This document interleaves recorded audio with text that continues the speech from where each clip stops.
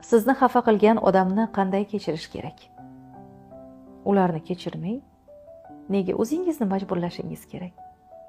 Sizga nima qulay bo'lsa, shuni qiling. Ularni hech qachon kechirmang.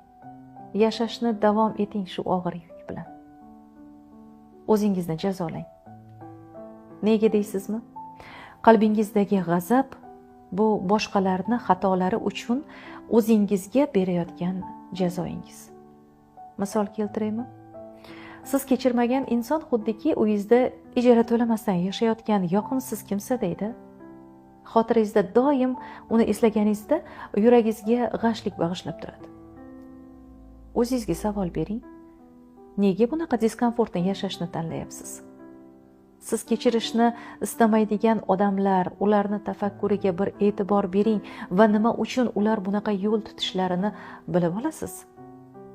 Ular siz kabi idrokli emasdir. Balkim siz kabi mehribon ham emasdir.